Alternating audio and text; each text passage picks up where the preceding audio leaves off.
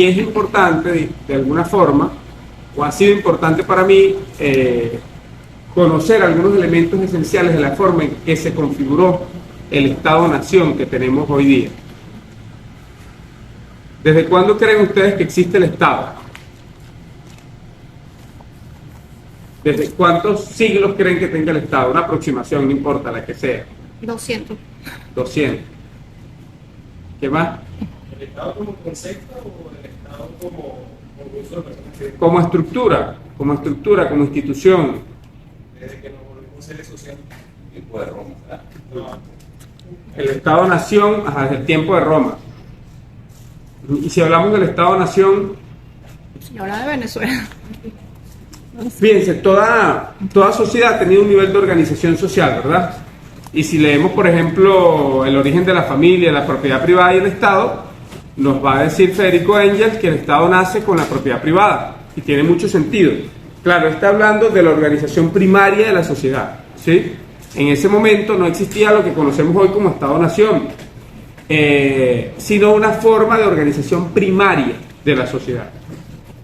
Y Federico Engels nos habla de que nace con la propiedad porque nace con la necesidad de proteger la propiedad, ¿no? Y hay una serie de descripciones generales que nos da Federico Engels. Pudiéramos irnos hasta allá atrás, pero sería bastante extenso irnos hasta allá. A mí me interesa en particular ahorita hablar más del Estado-Nación, ¿sí?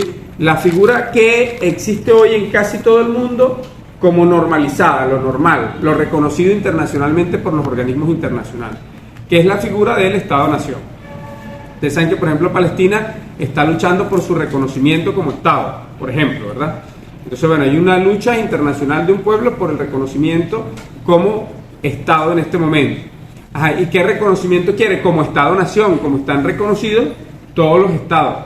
Ojo, entonces aquí tenemos que diferenciar el concepto de nación del concepto de Estado también, ¿no?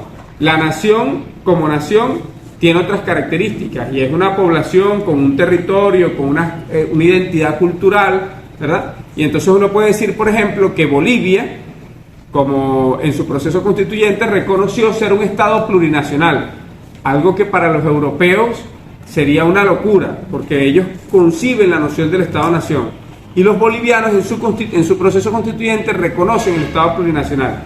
¿Qué implica el Estado plurinacional? ¿Qué implica? ¿Qué sería eso, un Estado plurinacional? ¿Cómo lo ven ustedes si lo analizamos así rápidamente?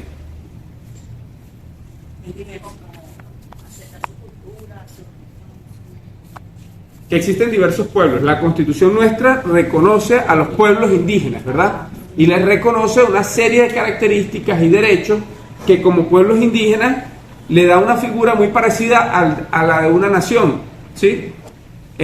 La Constitución boliviana fue más allá. Recuérdense que además las características del pueblo boliviano es que allá los pueblos indígenas tienen una presencia mayoritaria incluso en la capital del país. No es como acá que de repente los indígenas en el proceso de colonización fueron exterminados y marginados. En Bolivia la presencia indígena, tú llegas a La Paz y encuentras indígenas por todos lados, pues, con una carga además cultural extraordinaria. Pero allí hay varios pueblos, están los aymaras, pero también están los quechuas, están los, bueno, no recuerdo todas las figuras, no sé si los quechuas exactamente, pero no sé todas las figuras, pero hay varios pueblos indígenas. Y esos pueblos indígenas tienen cada uno una forma de vida, una cultura, unas autoridades indígenas, tienen lo que ustedes concebían inicialmente como un Estado, que si alguno dijo, bueno, eso existe hace mucho tiempo, desde que existimos como sociedad, ¿verdad? Ellos tienen toda esa estructura, una serie de instituciones, de formas, de figuras, que apuntan a una organización social, tienen una organización social. Esa organización social no es un Estado-Nación, con la figura del Estado-Nación reconocida internacionalmente, pero tiene toda su forma de organización social y cultural. El Estado boliviano lo reconoce en la Constitución como un Estado plurinacional. Eso para los europeos es una locura, porque el concepto que ellos plantearon es el del Estado-Nación y tiene que ver precisamente con los proyectos colonizadores de Europa y tiene que ver precisamente con el origen del capitalismo. Y esto es parte de lo que quiero explicar. Fíjense ustedes. Entonces diferenciemos la nación que uno pudiera decir, bueno, la nación venezolana, pero bueno, el Estado puede cambiar, pero la nación es como la configuración de la identidad nacional venezolana, ¿verdad?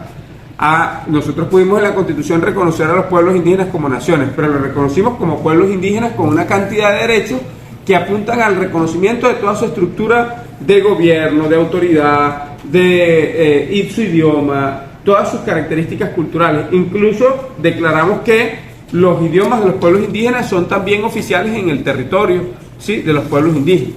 Entonces allí superamos buena parte de la visión del Estado-Nación colonial que a nosotros se nos impuso. Pero vamos a hablar un poquito de eso. Fíjense, el Estado en su configuración actual, como está hoy día, surge especialmente a partir de los años 1500, ¿sí? No vamos a hablar de una fecha exacta. El profesor con el que yo trabajo este tema, que es el profesor Omar Hassan, que es especialista y ha estudiado con profundidad el tema del Estado, él plantea que es difícil y que es un poco absurdo tratar de determinar una fecha exacta en la que surgió el Estado moderno, pero es una construcción europea que surge a partir especialmente de los años 1500. Y hay una serie de fenómenos importantes en esas fechas, o sea, del 1500 para acá, que tienen que ver con la configuración del Estado moderno.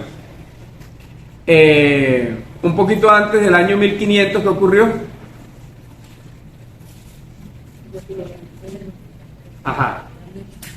La invasión de América. Nosotros le decimos el descubrimiento y a uno le cuesta sacárselo de la cabeza porque nos dijeron muchas veces que nos descubrieron, ¿verdad? Y a uno le cuesta. A mí a veces se me sale, voy a hablar del tema y hablo del descubrimiento. Yo tenía un amigo que fue docente en la Universidad Bolivariana, antropólogo, que cuando un estudiante decía el descubrimiento, él le decía, ponte la mano a la cabeza, cierra los ojos y di 3 veces, Colón, sal de mí, Colón, sal de mí, Colón, sal de mí. Porque fuimos colonizados y lo tenemos dentro, o sea, tenemos dentro esa estructura colonial y la tenemos en muchos rasgos, no solo en eso. Si nosotros escuchamos la canción, que se las recomiendo para analizarla, la canción de Amparo, que interpreta Amparo Ochoa, que se llama, ¿cómo se llama esa canción? Se me fue el nombre, ya va. Fue el nombre. Ustedes ponen en YouTube, para que pongan una frase de la canción: del mar los vieron llegar mis hermanos emplumados. Y ahí seguro le va a aparecer, esa es la primera frase de la canción. Eran los hombres barbados que la profecía esperaba. Y esa canción es muy hermosa. Es la descripción de la historia colonial, pero además cómo todavía esos rasgos coloniales siguen presentes. Dice, hoy en pleno siglo XX nos siguen llegando rubios y les abrimos la puerta y les llamamos amigos. Pero si llega cansado un indio de andar la sierra, lo humillamos y lo vemos como extraño por su tierra. Esa canción es una interpretación para mí de las más extraordinarias que existe de los efectos de la colonización y la vigencia. Se llama La Maldición de Malinche. La Maldición de Malinche. Porque Malinche fue una niña indígena realmente que tomó Hernán Cortés cuando llegó a la colonización de los pueblos aztecas y la tomó como pareja. Y bueno, Malinche fue terminada de formar por Cortés, pero le fue muy útil a Cortés, porque fue la que colaboró pues con la colonización, fue la que le ayudó a conocer los pueblos indígenas, a la lengua, a manejar la lengua, a traducirle, a una cantidad de cosas. Entonces, bueno, se habla de la maldición de Malinche y cómo de alguna manera nosotros somos utilizados para nuestra propia colonización, ¿no? Pero fíjense, entonces voy un poco a hablarles justamente del tema del origen del Estado. Y entonces nos vamos hacia lo que fue la invasión de los pueblos de América. En ese proceso, Europa entra en una nueva dinámica importante, sobre todo a partir de la llegada del oro, que no fue en el 1492, sino años después, ¿verdad? Pero empezó a llegar el oro y la plata, y eso transformó a toda Europa, porque eso fue uno de los elementos que caracterizó un proceso que se vivió del 1500 hacia acá y que se llamó el mercantilismo europeo, ¿no? El mercantilismo. Y esa etapa del mercantilismo, que no es una... es interesante primero revisar la historia del surgimiento del Estado junto con el proceso del mercantilismo, el desarrollo del mercantilismo, y otro elemento importante allí, que viene siendo un poco más adelante, hacia 1800, hacia 1700, hacia los años 1700, que es la revolución industrial. Esos tres procesos fueron claves en el surgimiento del capitalismo y en el surgimiento del Estado moderno, porque el Estado moderno surge con el capitalismo, y eso es importante reconocerlo. Fíjense, nosotros, seguramente ustedes, algunos aquí han sido parte de procesos de formación política y tienen alguna caracterización de la visión, digamos, marxista de la historia, ¿no? Y bueno, de alguna manera Marx plantea que la historia de la humanidad es la historia de la lucha de clases, ¿verdad? Y nos plantea precisamente que nos plantea de alguna forma, desde las teorías marxistas, leninistas, que han habido tres grandes momentos históricos en la transformación del modo de producción y del sistema de explotación del ser humano por el ser humano. ¿Cuáles son esos?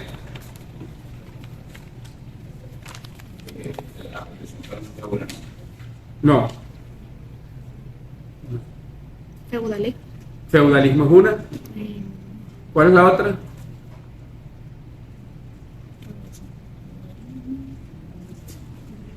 El esclavismo, el feudalismo y el capitalismo. ¿Qué caracteriza esos tres procesos? Que en los tres hay élites y subalternos, ¿no? En los tres hay élites y subalternos, utilizando la expresión del profesor Omar Hassan. Hay opresores y oprimidos en las tres.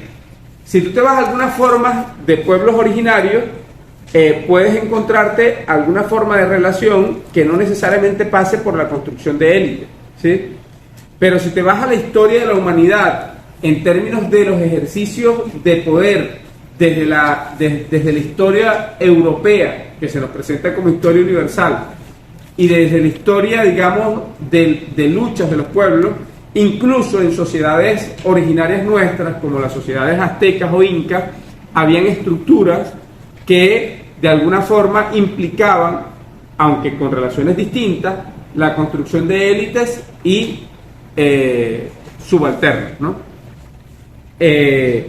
Esa división, que la vemos especialmente en la sociedad europea, esa configuración de la sociedad dividida en clases sociales, viene desde el esclavismo.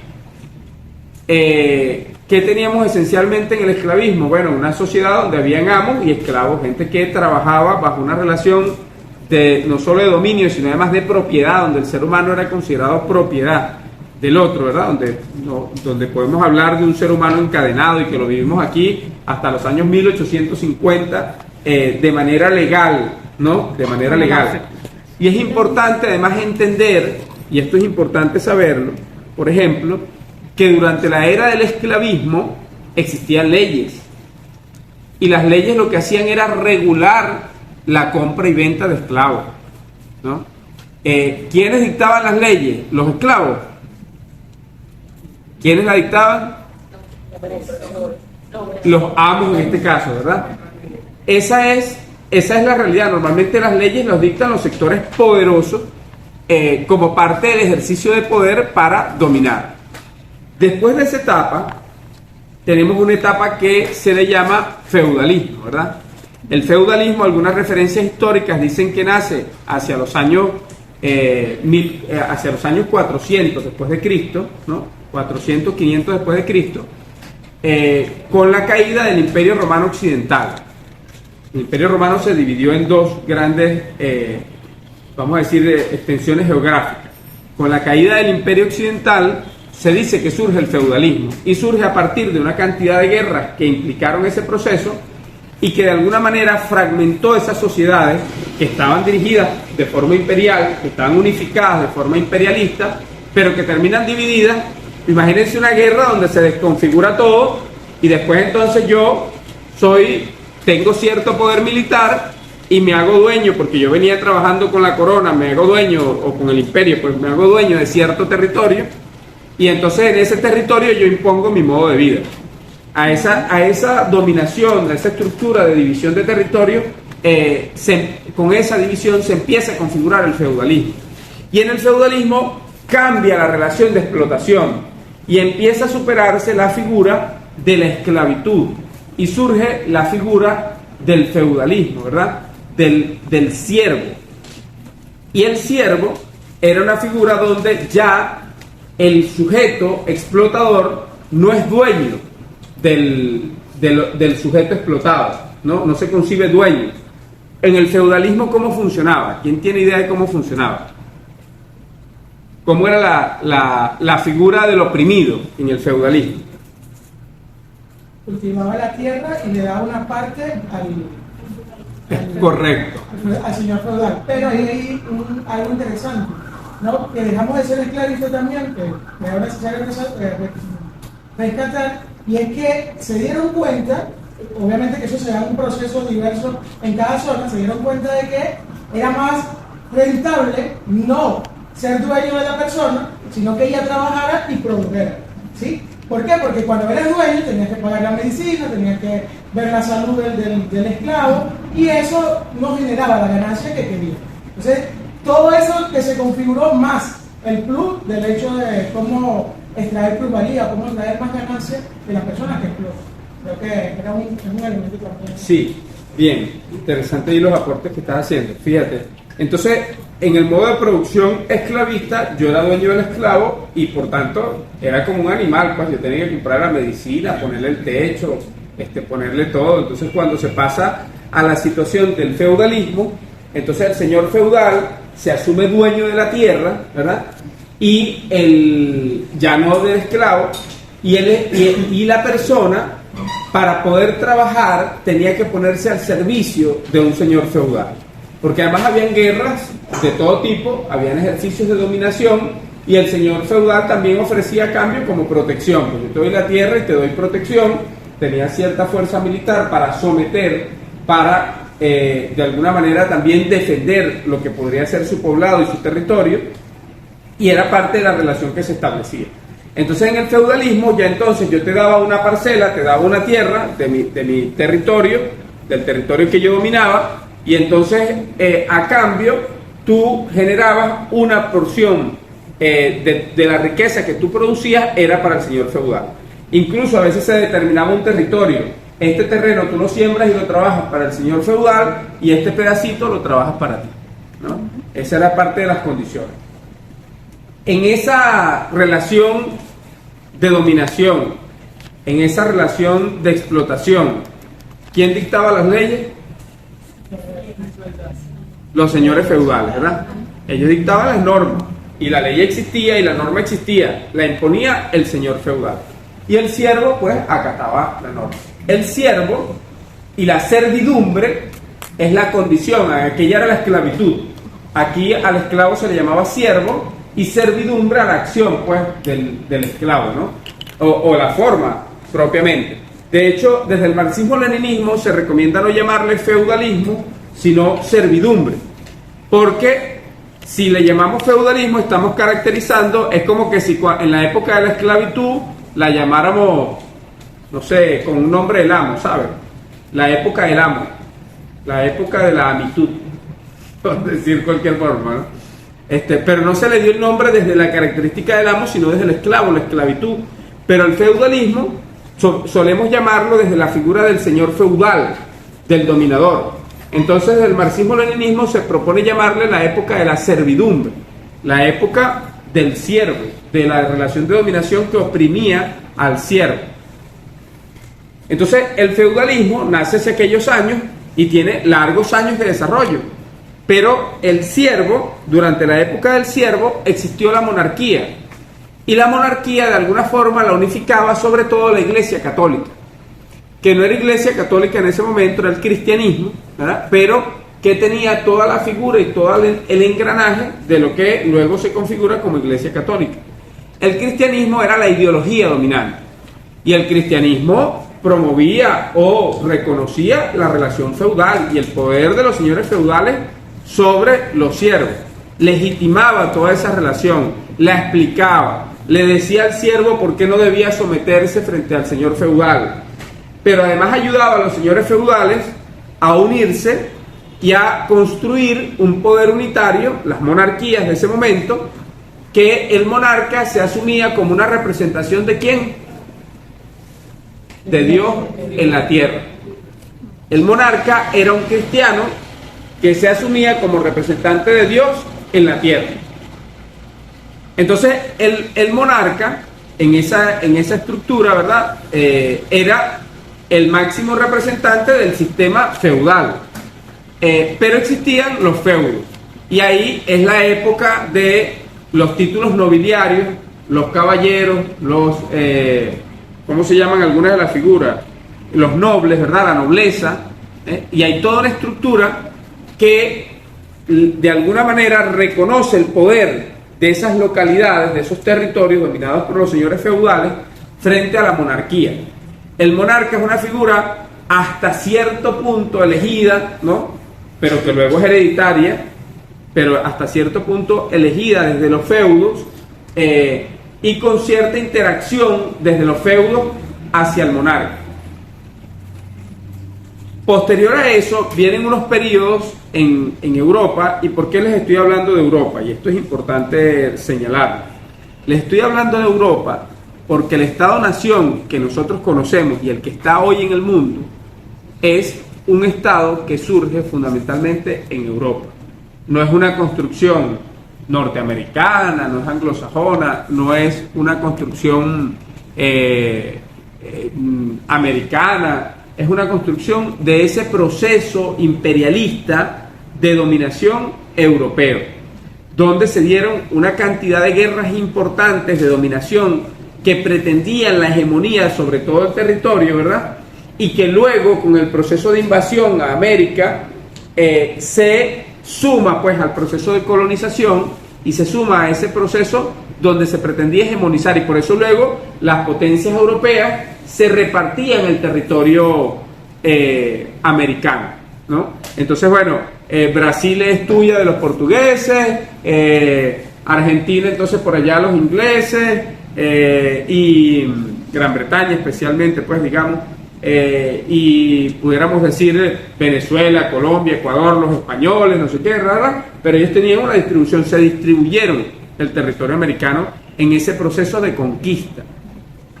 Entonces nuestra historia está de alguna forma relacionada con todo ese proceso, pero además particularmente tiene relación con el surgimiento del modo de Estado, no porque lo hayamos parido nosotros después nos lo impusieron, pero tiene que ver con el surgimiento del modo de Estado, porque precisamente el Estado-nación moderno se empieza a configurar después del siglo 1500. Acuérdense que estábamos hablando ahorita del 500, el surgimiento del feudalismo. Entonces el feudalismo va de 1500, se extiende casi hasta 1800 prácticamente, ¿no? Entonces es un periodo de unos 1200 años. Esto es importante verlo, cuánto habrá durado la esclavitud como tal, ¿no? Entonces son periodos extensos, y esto es importante verlo porque hay que ver los tiempos históricos, hay que reconocer esos tiempos históricos de la humanidad.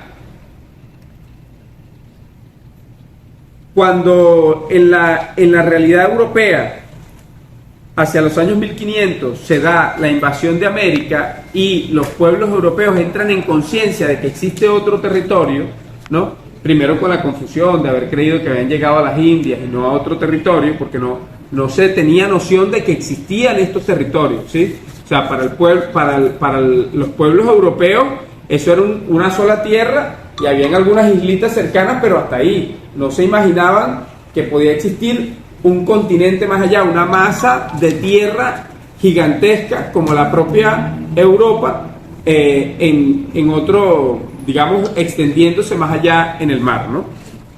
Entonces, cuando entran en conciencia de ese proceso y empieza el proceso de dominación, de invasión, de colonización, de extracción de recursos de los pueblos de América Latina y el Caribe, empieza a ingresar oro y plata a los territorios y a los distintos territorios, porque los portugueses tenían áreas de dominación, los españoles tenían áreas de dominación, y en ese proceso se empieza a concebir que el oro y la plata era una de las cosas que más le daba poder a los estados-nación. Acá no existía el estado-nación, a los distintos monarcas. Entonces, mientras más plata y oro tenía, pues más poder tenía. Eso empezó a generar la noción y la idea, junto con otros fenómenos que se fueron dando en Europa, fue dando la idea o de alguna manera generando lo que se concibió como el mercantilismo. Y el mercantilismo era una doctrina económica, pudiéramos decir, y una política económica de aquellos monarcas que planteaba que cada monarca, mientras más oro y plata tenía, mientras más riquezas tenía, su configuración de poder era más fuerte. Y ahí estaba surgiendo la idea del Estado, ¿no? Que su Estado, su configuración de poder era más fuerte. Entonces empieza una carrera, vamos a decirlo así, entre los países europeos por quién logra tener más oro y plata y por quién logra tener más riqueza interna en su país. Claro, lo que daba la fuerza para guerrear, lo que daba la fuerza para invadir, lo que daba la fuerza para defender su territorio también eran las riquezas en buena medida. Y de esa riqueza surgían las armas, de esa riqueza surgía el poderío para competir por el poder en ese reparto de Europa y del mundo que los europeos pretendían. En ese proceso se dan varios fenómenos. El mercantilismo como tal es un proceso bien interesante porque además ellos empiezan a plantear, por ejemplo, surgen ideas como que el Estado debía promover la protección de su producción, que el Estado debía promover que el Estado exportara más, o sea, el monarca empieza a plantear que era importante que esa sociedad exportara más que lo que se importaba para tener una balanza económica favorable. Es decir, si yo estoy vendiéndole más hacia afuera y además estoy trayendo oro y plata, que era lo que más se obtenía por el comercio, que lo que yo estoy gastando, entonces yo me estaba haciendo más fuerte como monarquía y como Estado en ese momento, ¿sí? Ese proceso se le llamó mercantilismo y es una serie de políticas económicas, de doctrinas económicas que adoptaron los estados nacientes de Europa, ¿sí? En ese momento se empezaba a configurar en Europa lo que sería luego Italia, Francia, España, Alemania, Gran Bretaña. Cada una de las naciones europeas se estaban apenas configurando. En ese proceso de configuración de Europa hay un conjunto de guerras que se dan por las propias razones ideológicas con el surgimiento de algunas doctrinas religiosas como el calvinismo y los seguidores de Lutero, ¿no? Los luteranos. Y se dan unas guerras intestinas, unas guerras entre ellos muy profundas, a lo interno de los pueblos y entre los diversos pueblos de Europa. Y entonces eran guerras profundamente sangrientas. Hay una película que, como estoy hablando del Estado y estoy estudiando este tema con el profesor Omar Hassan, hago varias referencias a cosas que hemos estudiado con él en particular. Es más, estamos trabajando para ver si él publica un libro porque ha escrito varias cosas interesantes sobre este tema. Una película que él recomienda que se llama El Último Valle. Esa película es una película muy vieja, es de 1970 por ahí. Y en esa película se muestra la guerra intestina tan profunda que tenían ellos. Ahí todo el mundo se mataba porque tú eras luterano, tú eras calvinista, tú eras... bueno, eso es lo que se llamó precisamente en aquellos momentos. Vinieron las cruzadas, vinieron aquellas guerras religiosas profundas. Hubo un proceso de guerra que se llamó la Guerra de los 30 años, ¿sí? Que se da ya hacia los 1600. Y en esa guerra de los 30 años, en ese proceso de guerras, se da una dinámica importante en la configuración del Estado que tiene que ver con la paz de Westfalia. La paz de Westfalia fueron unos acuerdos donde ellos aclaraban, ¿no? Y definían, bueno, después de 30 años de guerra, las poblaciones diezmadas, ellos arruinados, cada uno, deciden, bueno, miren, vamos a respetar. Y hacen un acuerdo que se llamó la Paz de Westfalia. Ese acuerdo internacional, que algunos señalan que es el origen del derecho internacional, de hecho, uno de los primeros acuerdos que hubo en el ámbito internacional, o que se reconoce en el ámbito internacional, hay algunos que señalan son previos, hay otros previos, pero este es uno de los más significativos. En ese convenio de la paz de Westfalia, ellos deciden empezar a respetar los territorios del otro y a respetar que cada quien en su territorio tenía su religión, y quien decidía la religión de cada territorio era el monarca, ¿sí? Entonces, bueno, si yo tengo relaciones con Francia, y en Francia son luteranos, bueno, yo los voy a respetar a ellos y yo no me voy a meter con su religión, ese no es problema mío, pero que ellos respeten la religión de mi territorio. Yo soy monarca de España y entonces mi religión es la católica. Entonces se configura, se empieza a generar toda una política de respeto entre las divisiones territoriales que habían en las monarquías europeas, y eso hace parte también del proceso de configuración del Estado. Al mismo tiempo está marchando el mercantilismo, ¿sí? En esa dinámica está marchando la conquista, está marchando al mismo tiempo por supuesto la extracción de recursos, la explotación y la extracción de recursos de América, la esclavitud y la profundización de la esclavitud africana, con la exportación también para ellos en su concepto de la gente, de las personas como mercancía, ¿verdad? El esclavo era una mercancía, era una propiedad. La exportación de esclavos, ¿no? de los estados de África hacia nuestros países. No podemos hablar de los estados africanos porque no había la configuración de estado, estaba surgiendo, y especialmente en Europa todavía no se había importado. En ese proceso, en toda esa dinámica, se va configurando el Estado. El Estado, como proceso como consolidación de Estado moderno, continúa históricamente. Como les dije al principio, no es fácil señalar un momento como que aquí nació el Estado-nación, que es el que estamos hablando. Aquí fue que nació el Estado. Pero todos esos procesos históricos van configurando, van generando el surgimiento del modelo de Estado que tenemos hoy día. ¿Y dónde se originó? Se originó en Europa. Y es importante reconocer esto, no como un problema de subestimación, que es que los europeos eran más inteligentes y ellos diseñaron el Estado. No. Más bien es el desarrollo de formas de relaciones imperialistas entre los pueblos europeos, de intenciones de dominio, de procesos de esclavitud, de dominación de seres humanos, de configuración de estructuras de poder para dominar. Allí surge el Estado.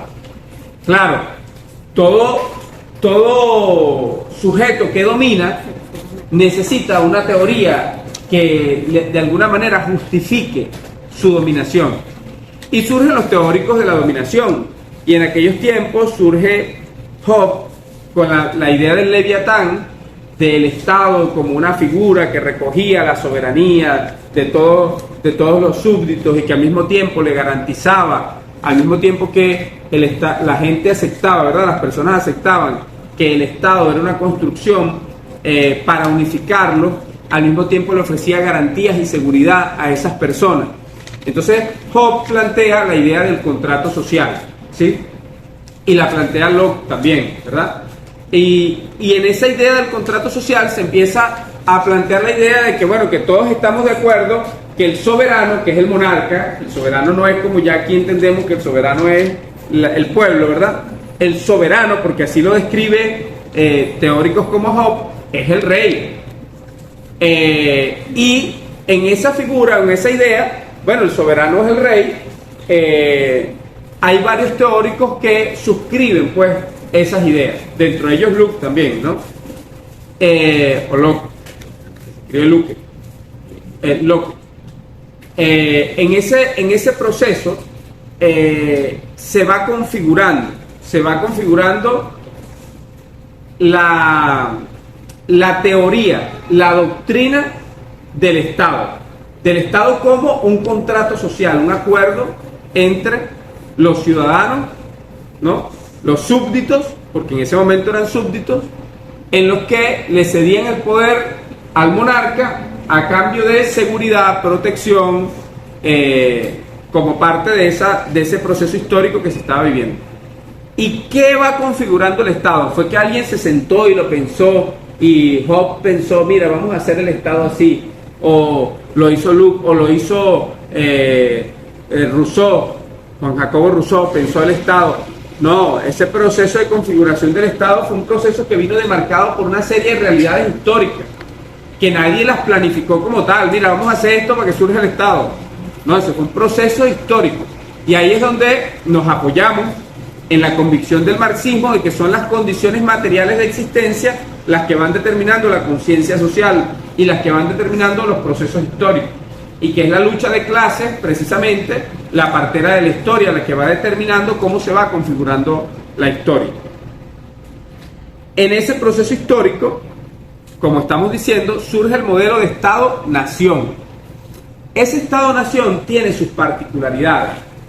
Y es que el Estado-Nación va planteándose, por ejemplo, la necesidad de que en cada Estado haya una religión.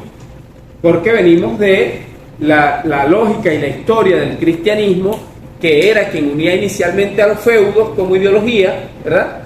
Pero estamos pasando una fase donde ya se está cuestionando también el cristianismo o la religión y se está planteando el Estado como una construcción racional.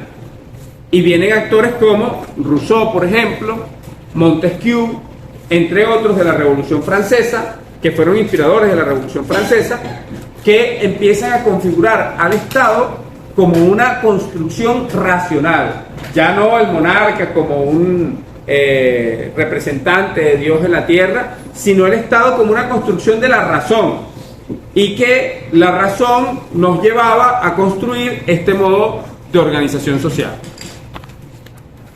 La pregunta es, por ejemplo, ¿esa construcción social del Estado-Nación es una construcción de la razón? ¿Ustedes creen que es una construcción de la razón? Ahí también creo que incluyeron las guerras campesinas, porque tiene cierto todo lo que dice, pero también en estas guerras los artesanos empezaron a trabajar porque empezaron a subir necesidades. Esas necesidades llevaron a que se acumulara capital que ya no fuera de los monarcas, sino de estas individualidades. Y esas individualidades lograron ganar la guerra. Y son los que imponen, al ganarle la guerra a los reyes, imponen su modelo, que era el que ellos les proponían a los reyes, que no lo querían asumir. Era el hecho de cómo se manejaba la economía del entonces. Es lo que... Sí, bien. Está bueno, está interesante tu aporte. Fíjense lo siguiente. Yo estoy compartiendo unas reflexiones con ustedes sobre el origen del Estado. Como les dije al principio, no soy un especialista en el tema del Estado, pero sí vengo reflexionando bastante sobre este tema, vengo estudiándolo y actualmente estoy estudiándolo particularmente con una persona que me parece bien interesante su manejo de este tema. Tal como tú dices, dentro de ese proceso no podemos desconocer precisamente el desarrollo de las luchas de clases. Y dentro de esas luchas de clases, por ejemplo, en ese periodo feudalista, se da la lucha de clases de los siervos, ¿verdad?, que eran básicamente campesinos, frente a los señores feudales. Es parte de las expresiones de ese tiempo histórico. Pero paralelo a eso surge otro fenómeno que yo se los mencioné al principio, que era importante. ¿Cuál sería? La revolución industrial. La revolución industrial tiene que ver con el descubrimiento del vapor y del papel del vapor. Por ejemplo, ese es uno de los elementos, no es el único, pero hay un científico que estaba calentando el agua y la olla se le empieza a levantar la tapa, oye, se da cuenta que el vapor genera una fuerza, ¿no? Entonces tú calientas aquí y el vapor genera una fuerza. Ellos tenían buena producción de carbón y empieza a surgir, por ejemplo, la locomotora, ¿no? el tren a base de carbón. Empieza a surgir la industria. Uno de los países que tenía buena producción de hierro y tenía condiciones económicas en el momento para desarrollar esa industria, y donde empieza a desarrollarse es Inglaterra, ¿sí?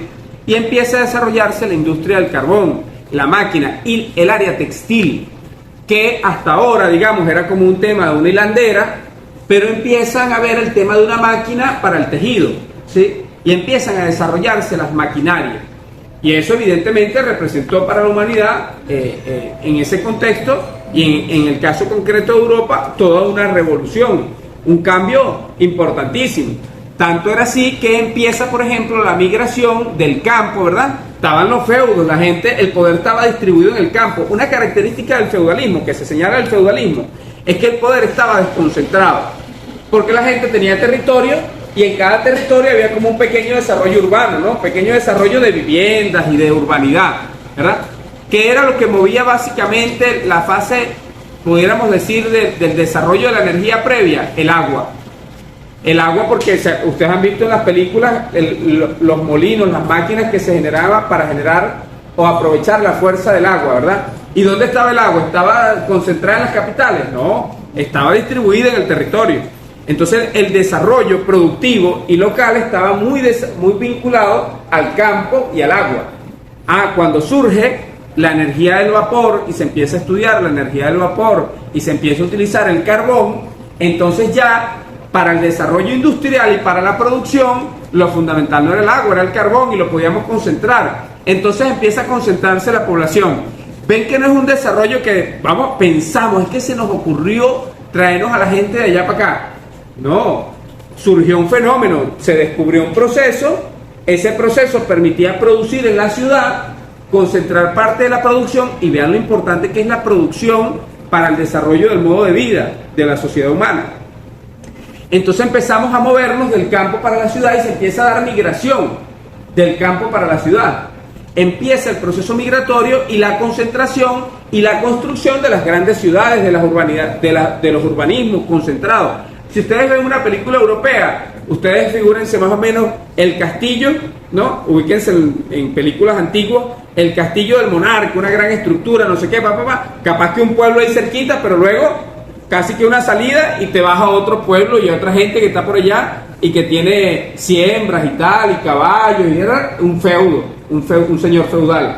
Entonces, en ese proceso, la población estaba distribuida en el campo, cercano a las fuentes de agua, porque había que tomar agua, es básico para el ser humano, el agua era parte del motor de la producción, y entonces con el desarrollo el proceso de la revolución industrial, empieza a ocurrir un fenómeno contrario. Empezamos a concentrarnos en los centros industriales y surge el obrero industrial. El campesino empieza a ser ahora mano de obra de la industria, trabajando 16, 18 horas, metiendo a los hijos a trabajar, niños de 7, 8 años trabajando en la industria. Esa es la realidad del desarrollo inicial de la industria, ¿verdad? Entonces surge la revolución industrial y hay todo un proceso, un fenómeno donde empieza a concentrarse la población humana hacia los centros urbanos y el desarrollo de los centros urbanos. Todo esto está ligado al proceso de construcción del Estado-Nación. O sea, el Estado-Nación no fue que alguien se sentó y dijo, mira, y si nos organizamos como Estado y si hacemos un Estado-Nación así, asado. No, luego vienen los teóricos a darle explicación, a ver cómo se organiza ese nuevo proceso, a proponer cosas, pero es la realidad la que va determinando los cambios, ¿sí? Es el mismo proceso de organización social, la realidad de explotación, la realidad de opresión, la lucha que hay también entre los sujetos en ese proceso de opresión, la que va determinando los cambios en la historia. Entonces todo ese proceso es importante reconocerlo porque ahí surge el obrero industrial, empiezan a surgir las primeras organizaciones sindicales, la organización de los obreros para cuestionar algunas formas de explotación, ¿verdad?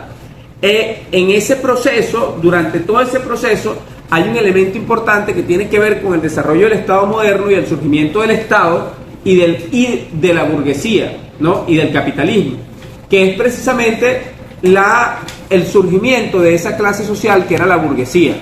Yo les hablé del feudo, ¿verdad? Y les hablé del señor feudal y el poder que tenía sobre la tierra y los siervos y todo aquello, Entonces el poder que lo determinaba, que tú fueras dueño de un gran territorio. Pero había gente que no tenía territorio y empezó a acumular poder. Y lo empezó a acumular porque básicamente hacía comercio, que eran los burgos, ¿no? Entonces los burgos le facilitaban a la corona traerle de un lado para otro mercancía. En algún momento, más que mercancía, empezaron a prestarle dinero a la corona. Entonces la corona quería hacer una guerra y entonces le pedía dinero prestado a la burguesía. Entonces la burguesía empezó a desarrollar el poder financiero, ¿no? Y el poder financiero llega un momento, oye, en que se da cuenta que el monarca le debe plata, es un deudor, recurre a él a veces hasta medio de rodillas para pedirle plata prestada y empieza a darse cuenta del poder que va acumulando en esa sociedad. Entonces ahí se va desarrollando una nueva clase social y una nueva forma de acumulación de poder y de desarrollo de formas de explotación. Tenemos la revolución industrial, tenemos el desarrollo de la burguesía, tenemos el obrero, y entonces el burgués se relaciona con la producción industrial porque tiene el capital y porque de alguna manera parte del desarrollo del poder industrial viene de la mano de la burguesía, que no estaba en los centros de producción campesina, no estaba relacionada con la producción campesina, sino con la mercancía y la producción de mercancía, y el proceso de producción de mercancías tenía que ver básicamente con los desarrollos de la burguesía. En todo aquel proceso, el surgimiento del obrero, digamos, la visión de la monarquía, las guerras intestinas que tenían, hay unos elementos importantes que quiero mencionar, que es que en ese proceso de desarrollo colonial, por ejemplo, voy a seguir haciendo citas del profesor Omar Hassán, porque la verdad es que buena parte de los temas que estoy tratando los he tomado de él y de su explicación, que me parece bastante coherente. De hecho, estamos buscando apoyo para publicar el libro de este profesor. Hay un proceso que tiene que ver con, ya habíamos hablado del poder de la religión y de cómo cada monarquía empezaba a tener su religión. Y hay un fenómeno que es importante también allí mencionar. No lo voy a tratar con profundidad porque no lo manejo con tanta profundidad, pero tiene que ver con el surgimiento del absolutismo, que era el poder absoluto del monarca.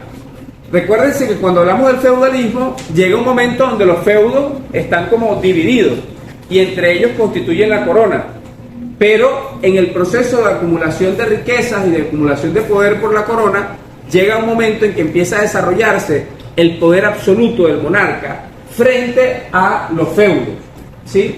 En las situaciones de guerra y de colonización, donde además extraían oro de América Latina, por ejemplo, y plata, empieza a concentrarse más poder en la corona, y la corona empieza a dominar con más fuerza a los feudos y empieza a concentrar poder. Ese poder más concentrado dio lugar al absolutismo. El absolutismo como, bueno, el rey con el poder absoluto. Usted se revisa la Constitución española actual, si es al artículo 50, entre los primeros artículos. Eso es interesantísimo verlo. Usted ve lo que es las normas constitucionales que rigen el poder de la corona, ¿no? Entonces, por ejemplo, el rey es absolutamente irresponsable frente a todos sus actos.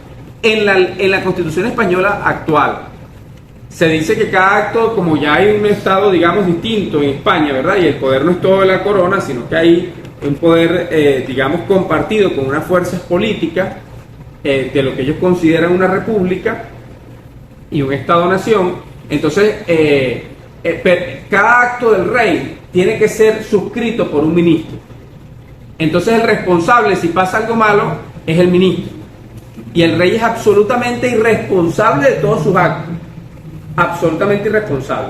El rey puede despedir a quien le da la gana de su espacio de poder, pues de su administración, sin rendir cuentas, sin nada. Es absolutamente irresponsable. Eso tiene que ver con lastres del modelo absolutista, ¿no? El absolutismo fue el último periodo de la monarquía. Fue un periodo de concentración de poder de la monarquía. Dentro del absolutismo y dentro de ese poder que venía concentrando la monarquía, en algún momento a ellos se les va como de alguna manera presentando o van optando por el hecho de imponer el idioma como un elemento de cohesión interna de cada estado. Ya habían impuesto la religión. Si tú no eras católico, tú no tenías que ver con él. Bueno, ahí se va dando de manera más o menos simultánea ese proceso. O sea, si tú no eras católico, tenías que salir de aquí, porque aquí gobernaban los católicos. Si tú eras luterano, entonces y aquí el monarca era luterano, entonces tenías que salir de aquí porque el monarca era luterano, o habían persecuciones internas por la religión. y tú tenías que seguir la religión del monarca, si estabas en el territorio del monarca. Pero aquí avanzan hacia otro proceso que tiene que ver la imposición del idioma. Y entonces se determina como la idea del idioma oficial, ¿no? Que hoy se conoce como idioma oficial. No estoy seguro cómo le llamarían en ese momento, pero si tú estabas en España, ahí habían varios dialectos y varios idiomas. Entonces, uno de los reyes españoles decide que el idioma oficial es el de Castilla, ¿no? El castellano. Y lo impone en todo el territorio europeo que dominaba la corona española, que estaba bajo su poder. Entonces ahí se empieza a imponer un idioma. En la idea del Estado-Nación surge la idea de que todos los que vivimos en un mismo territorio y somos parte de este Estado y de este poder, tenemos que hablar el mismo idioma. Entonces aquí no es que pueda haber distintos dialectos y que tú hablas, no sé, guayú y el otro habla tal, aquí todo el mundo tiene que hablar castellano.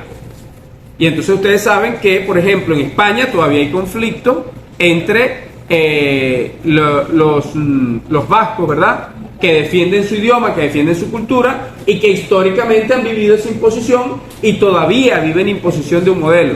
Tienes problemas, por ejemplo, con los catalanes, ¿verdad?, que estuvieron tratando incluso de independizarse de España, porque los catalanes hablan otro dialecto completamente distinto, ¿sí?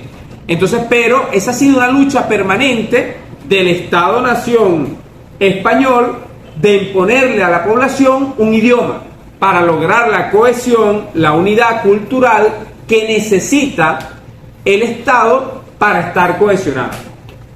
Eso va siendo parte de la configuración del Estado-Nación.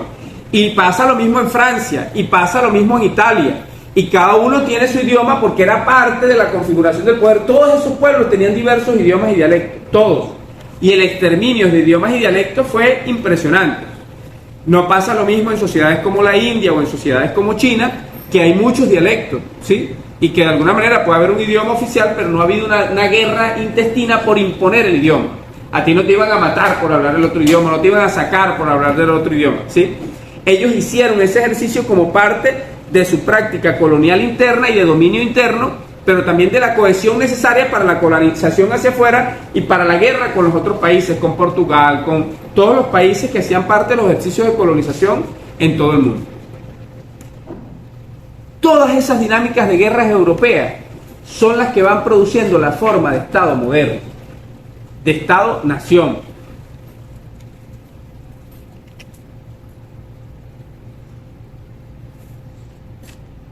Y entonces, ese Estado-nación luego es exportado de Europa para el mundo, ¿sí? Los norteamericanos tienen un Estado-nación, pero es un Estado-nación que su origen no se dio porque en Estados Unidos empezaron a ocurrir, en Norteamérica, empezaron a ocurrir fenómenos históricos que dieron lugar al surgimiento de ese modelo de Estado. No, es el modelo de Estado-nación europeo que lo adoptan, lo importan los norteamericanos. Lo mismo en todos nuestros países. No es que aquí se dio un proceso entre los pueblos indígenas y luego vino la conquista y entonces entre los conquistadores y los pueblos indígenas por las luchas de aquí y de allá se fue surgiendo este modelo de Estado. No, a nosotros nos imponen inicialmente el modelo de Estado-Nación europeo a través de vínculos coloniales todavía y a través de la colonización cultural, porque buena parte de la élite que logra la independencia, ¿qué lengua hablaba? ¿Qué lengua hablaba la élite que logra la independencia en Venezuela? Castellano, el castellano de Castilla. ¿Por qué? Porque habíamos sido colonizados bajo la idea, además de ellos, en su proceso de colonización, de imponer una lengua. Entonces, cuando tú matas una lengua e impones una lengua, impones una cultura. Cuando tú aprendes un idioma, empiezas a conocer parte de la cultura de la otra sociedad, porque empiezas a ver cómo piensan, porque la lengua tiene que ver con eso. Entonces parte de la dominación cultural es matar los idiomas. Y matar los idiomas pasa incluso por el etnocidio. Grupos sociales que fueron asesinados, exterminados. O sea, Caracas no quedaron pueblos indígenas prácticamente. O sea, o se fueron los caribes huyendo y se instalaron en zonas marginales que no eran dominadas por los españoles, o murieron en la pelea, ¿sí? Pero no, como pueblos se produce un etnocidio, se produce el asesinato de una cultura, ¿sí? No solo una cultura, de un grupo étnico, pero dentro del asesinato de ese grupo étnico hay el asesinato de una cultura. Ese proceso de colonización dejó, digamos, marcado que aún en el proceso de independencia, las élites que dirigen la independencia imponen el modelo europeo. Ojo, no fueron todas las élites, fueron las élites que quedaron dominando, igual que en la Revolución Francesa. Alguien decía por allí, en la Revolución Francesa, los siervos y los proletarios se suman, los proletarios nacientes de la Revolución Industrial se suman a la Revolución Francesa. Pero ¿quién domina en la Revolución Francesa? Los siervos. No, domina la burguesía naciente. Y se instala el modelo de Estado burgués. Y eso es importante decirlo, porque la característica de nuestro Estado es fundamentalmente un Estado burgués. El Estado-nación que se instala en la humanidad está ligado al nacimiento del capitalismo y de una nueva clase social que se llama burguesía. Es la superación del feudalismo y de las monarquías feudales para construir el Estado-nación moderno capitalista, ¿sí? Esos procesos van de la mano. Y es interesante, es bien interesante estudiar los procesos históricos europeos que dan origen a eso, ¿no? Y estudiarlos críticamente, no de las doctrinas dominantes, sino críticamente qué estaba pasando como realidad, e ir a la realidad, e interpretarla, no buscar quien la interprete, ¿no? Porque detrás de quien la interpreta están los intereses de quien la interpreta. Y si van a buscar quien la interpreta, ustedes buscan de qué lado estaba esa persona. Si estaba del lado de la monarquía, si estaba del lado de los señores feudales, o estaba del lado de los siervos, ¿no? Entonces, vivimos todo ese proceso de construcción histórico, se da todo ese proceso histórico de construcción del modelo de Estado-Nación, va surgiendo ese Estado-Nación al mismo tiempo que va superándose la estructura monárquica y feudal y se va construyendo la sociedad capitalista con los teóricos que sustentan, como Hobbes, Locke o ¿cómo se llama? Locke o Rousseau, por ejemplo. Se va construyendo la idea de un contrato social, que esto es un acuerdo entre todos, y se dan, en el caso de América Latina, hacia principios de 1800, se dan los procesos de independencia, ¿verdad? ¿Por quiénes? Fundamentalmente, ¿dirigidos por quiénes? Dirigidos fundamentalmente por los sectores de las élites dominantes de nuestros países, pero que al mismo tiempo eran sometidos por la corona española, ¿verdad?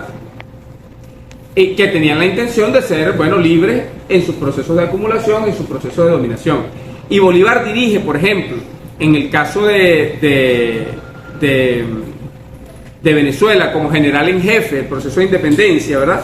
Pero lo dirige con varios líderes que tenían esclavos. El mismo Bolívar era parte de las familias esclavistas de la época. Ahora, Bolívar llega a la convicción de que era necesario liberar a los esclavos.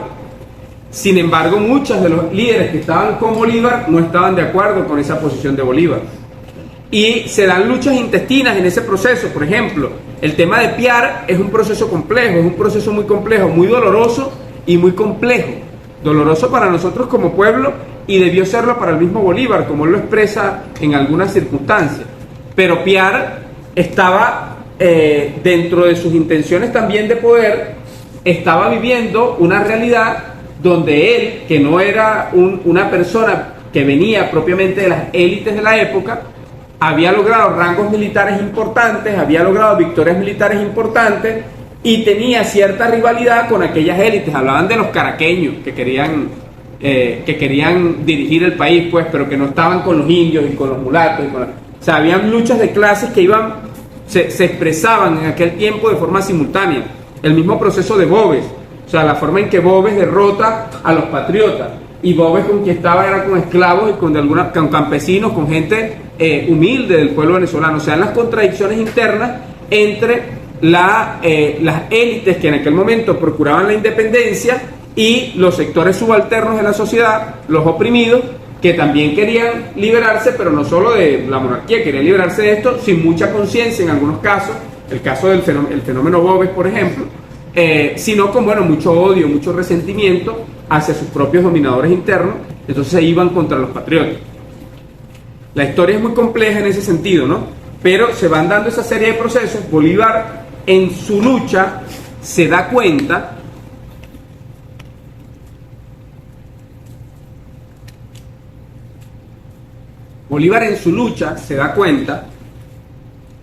que no iba a ser posible la independencia sin la liberación de los esclavos. Bolívar sale huyendo a Haití. Haití es un fenómeno interesantísimo porque Haití es la primera república, ¿verdad? Es el primer país independiente de América Latina y el Caribe, y es una comunidad afrodescendiente que logra la liberación con una postura completamente antiesclavista. La primera sociedad antiesclavista, el primer estado antiesclavista que se empieza a conformar aquí es Haití, y por eso le cobran tan caro y todavía lo siguen oprimiendo y todavía le matan a un presidente utilizando paramilitarismo colombiano y líderes norteamericanos para seguir cobrándole a Haití su desafío histórico, porque lo que hizo Haití fue un desafío histórico. Pero Haití fue clave para los procesos de independencia. Haití recibió a Bolívar, recibió a muchos patriotas de América Latina que luchaban por la independencia y los apoyó. Pero una de las condiciones que ponían los líderes haitianos para apoyar la lucha de independencia, ¿cuál era?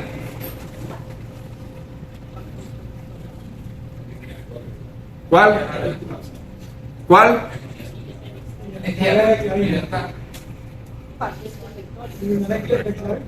Ajá, eliminar el esclavismo, la liberación de los esclavos.